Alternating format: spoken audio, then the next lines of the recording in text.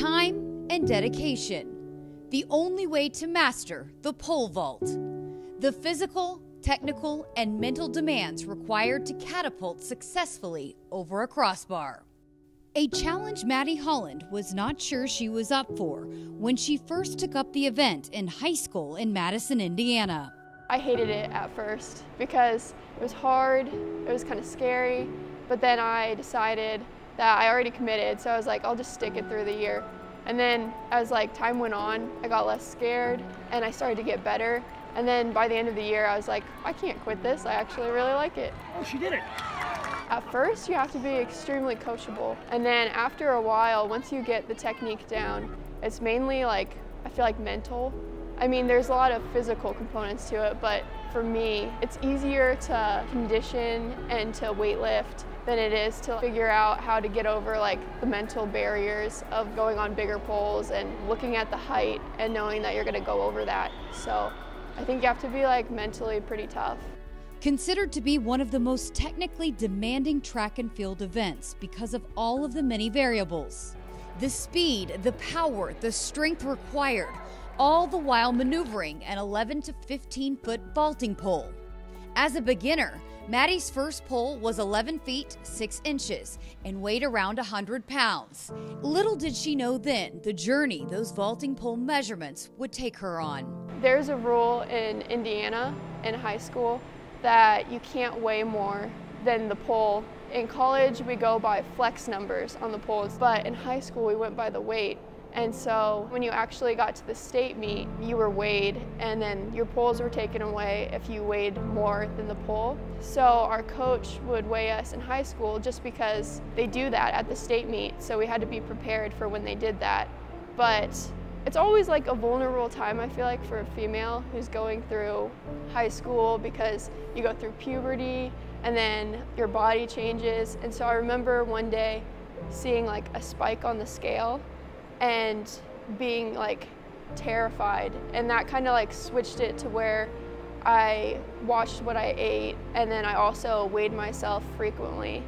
And so it kind of just started this bad habit of being very mindful of how much I weighed and what I ate. At the time, I thought I was being healthy and a really good athlete and disciplined. Maddie would become one of the top high school pole vaulters in Indiana, finishing twice as the state runner-up. She received an offer from Nebraska, and once in Lincoln, in a new environment away from home, her disordered eating worsened, yet she was still unaware of just how big her problem was. I kind of leaned on my eating disorder to fill some vacancies, I guess, in my life. And I also started to do well in track. And so it kind of just emphasized that it was making me a better athlete and my life felt good at the time. So I didn't know until my coach had me go see a dietitian to put on muscle. And I refused to do any of the stuff the dietitian was telling me to do because I was scared to put on more weight. And so she had me go see the psychologist, our sports psychologist here. And then that's when she told me that I had anorexia. And I didn't believe it at first because I was doing so well. But then as the semester progressed and I was told to make changes and gain a certain amount of pounds each week, it became very evident that it was a huge problem because I couldn't get myself to do it. Anorexia nervosa is a condition where an individual is restricting their energy intake and has an intense fear of gaining weight. They don't care where the weight comes from, whether it's body fat, muscle mass, water weight. They don't want to put on any weight whatsoever, and they have a very distorted perception of their current body state. When they look in the mirror, they see a very different picture. Eventually, Maddie's muscles began to break down. Her energy and strength drastically weakened. Therefore, her performance on the track began to slide. Using every bit of her declining energy for school and practice, she became withdrawn and began to isolate herself. That's when Director of Sports Psychology Brett Haskell stepped in and told Maddie if she wanted to keep doing track, she had to get help.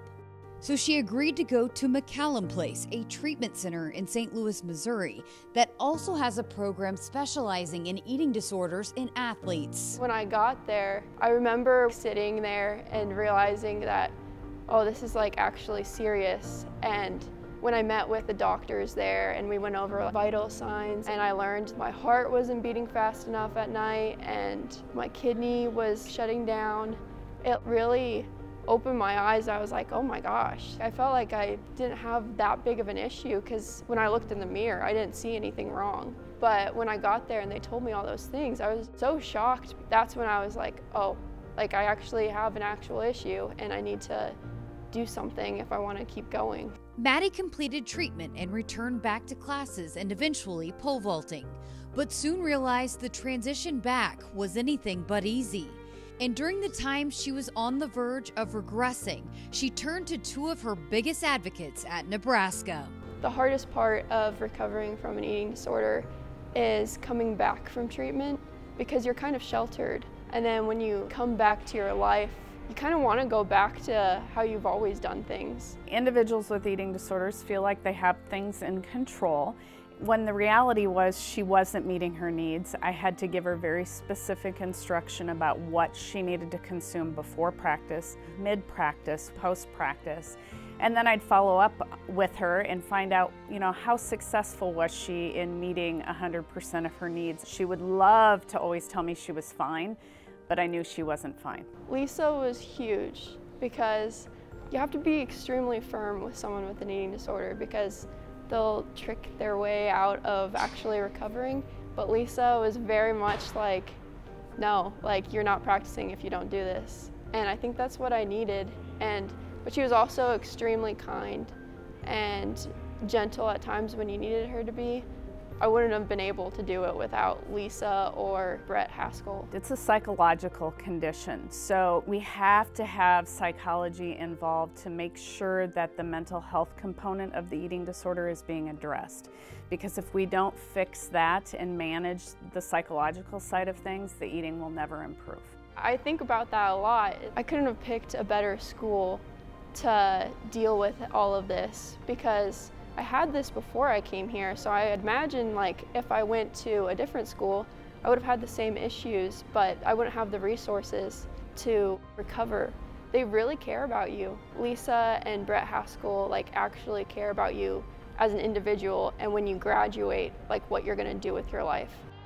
Working through mental barriers, she did not compete in 2021, but made a full return to the track this spring, catapulting over the crossbar for her final season as a senior in 2022. In April, she was awarded the Sam Foltz 27 Hero Award, honoring Husker student athletes for their dedication to volunteering and serving throughout Nebraska.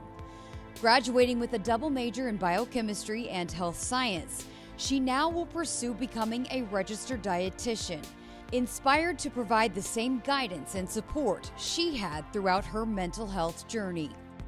Time was the only way Maddie Holland was able to conquer her eating disorder.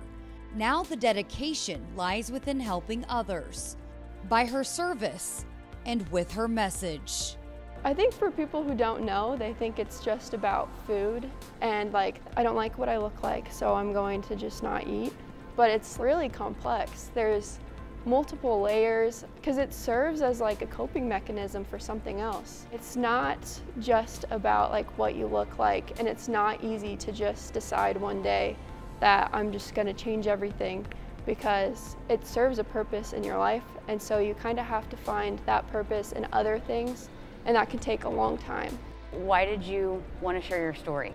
I wanted to share it because a lot of people feel ashamed when it comes to topics like this, and I don't want them to feel like they have to hide it or that they have to be ashamed about it, because it's like breaking your leg or tearing your ACL and coming back from that. It's an actual serious thing, and I hope that somebody sees it, and if they're struggling, they can talk to me, because I know I've been through it, so I can listen and without judgment. And it's not a vain thing to have an eating disorder.